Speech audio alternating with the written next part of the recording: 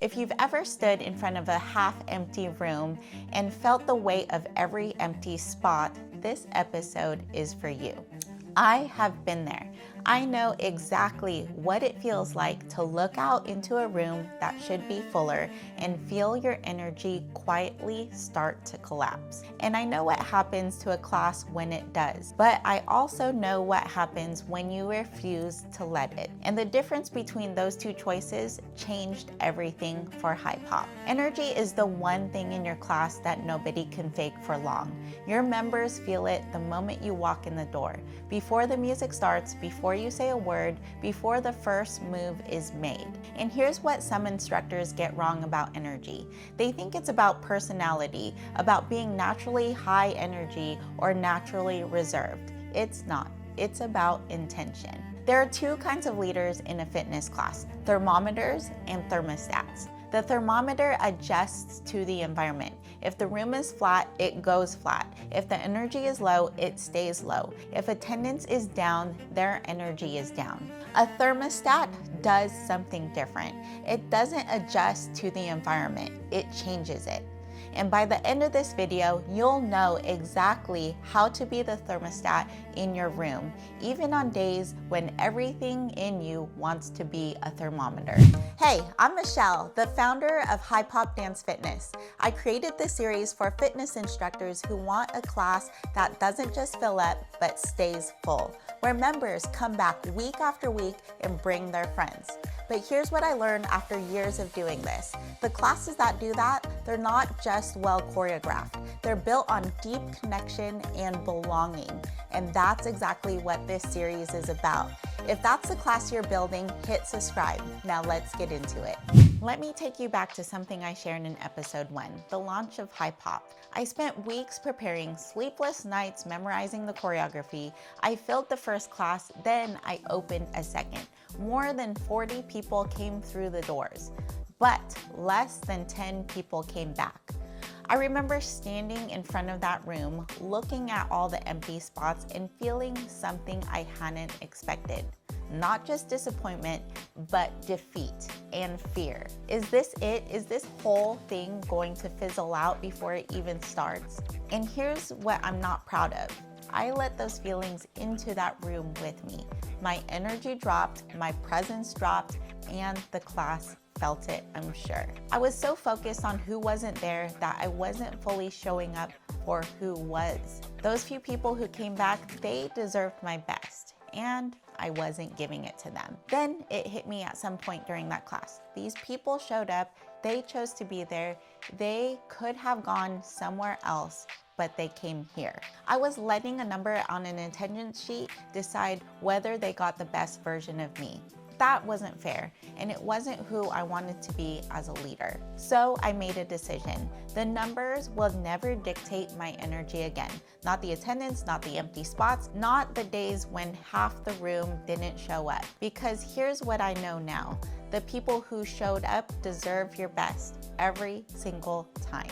And here's something that might go against everything you've been taught. When your class is smaller, you don't lower your energy to match the room. You work harder to bring the energy up. Conventional wisdom says meet people where they are, and in many ways that is true. But in a fitness class, your job is to take them somewhere they couldn't get on their own. A smaller room isn't a reason to dial back, it's a reason to dial in, because those few people, they need you more, not less. And here's what happens when you show up fully for a small room. Those are the people who become your most loyal members, because they were there when the room wasn't packed, when it wasn't perfect, when you had every reason to phone it in, and you showed up for them anyway. And that's what they will remember, and that's what they will tell their friends about. Here's the truth about energy that took me a while to fully understand.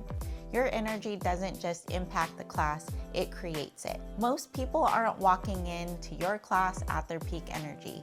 They're coming in after long work days, busy schedules, full lives. They're tired, they're drained, and whether they realize it or not, they're looking to you to shift that. And if you show up flat, the room stays flat. If your energy is inconsistent, the room feels uncertain. But when you show up grounded, engaged, and energized, people rise to meet you there every time.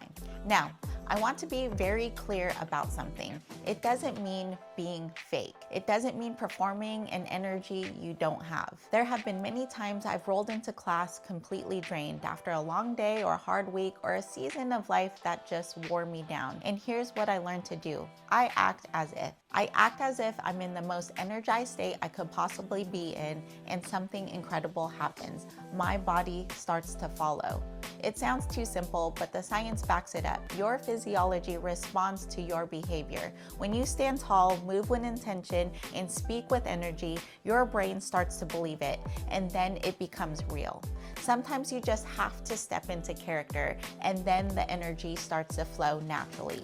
Because here's the thing, the moment you start moving, start connecting, start focusing on the people in the room, you stop thinking about how you feel and start thinking about how they feel. And that shift, that's where the energy comes from.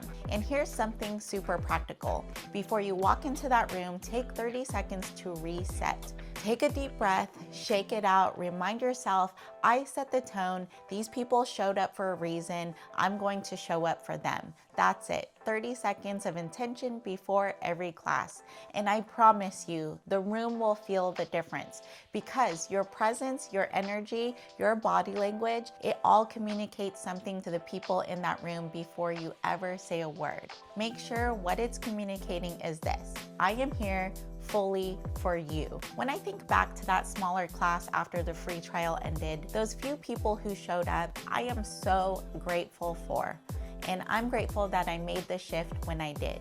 Because if I had kept letting the numbers dictate my energy, they would have felt it, and HiiPOP may look very different today. They might have felt like their presence didn't matter, like they weren't enough to deserve my best. And some of those people, my OGs, they're still with me today, and that is everything. Every class is a choice about who you're going to be in that room, regardless of how many people are in it, regardless of how you feel walking in, regardless of what the week has thrown at you. Be the thermostat every single time. And here's what the Fizzle Factor costs you over time. Members who showed up looking to be lifted leave feeling exactly the same as they walked in.